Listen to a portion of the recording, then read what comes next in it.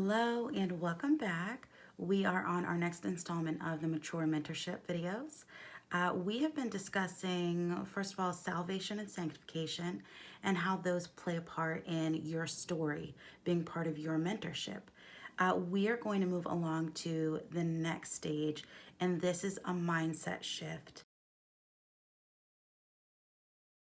We will be talking today about how our mindset can align with the mindset of Christ towards those that we're going to be mentoring. We see in Luke 10 that Jesus is asked by this lawyer, "What can I do to inherit eternal life?" Jesus bounces the question back to him and says, "What does the law say?" The man sums it up by saying, "Love the Lord your God with all your heart, with all your soul, with all your strength, and love your neighbor as yourself." And Jesus said, "You've answered rightly. Go and do this." Here we see the motives of the man coming forward.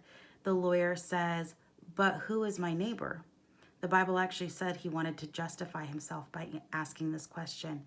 He was asking the wrong question. He says, "But who is my neighbor?"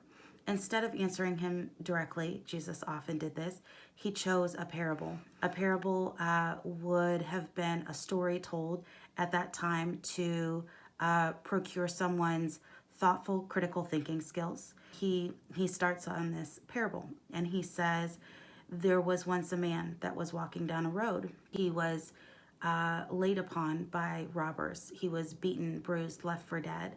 Everything was stolen from him. He was laying in agony. Along walked two men, religious men, a Levite and a priest. They wanted nothing to do with it. They walked to the other side of the road.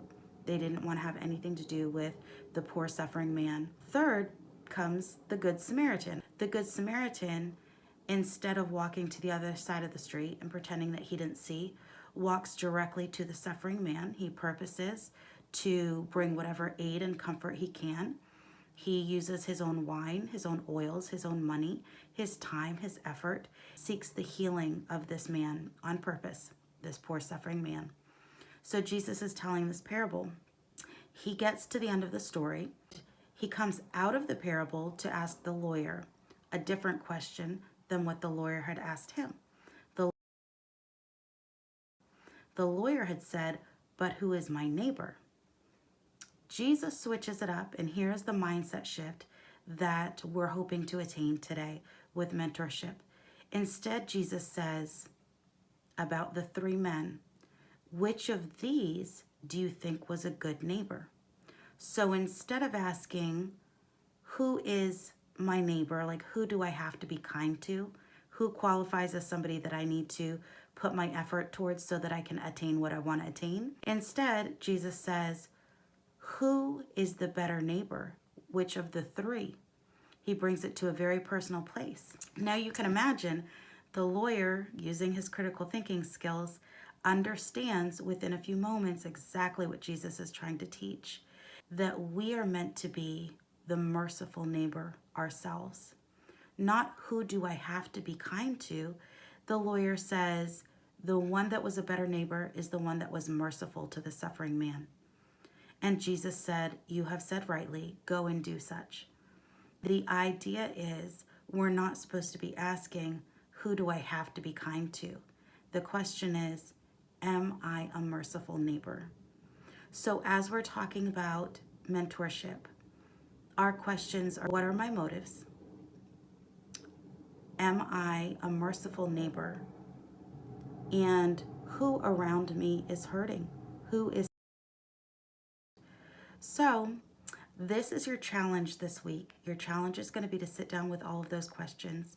And in the next video, we are going to talk about who exactly are we looking for?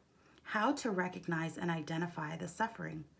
How do we walk towards them? What are the tools that we use? So this is going to be a new sub-series, if you will, in the Mature Mentorship series called Weary Travelers. We are going to identify those around us that are weary, that are suffering on this journey of life. And we are going to come alongside of them, just as the Good Samaritan. And we are going to create a culture of mature mentorship and love to those around us. I'm excited to see what we have for next week. I will see you then.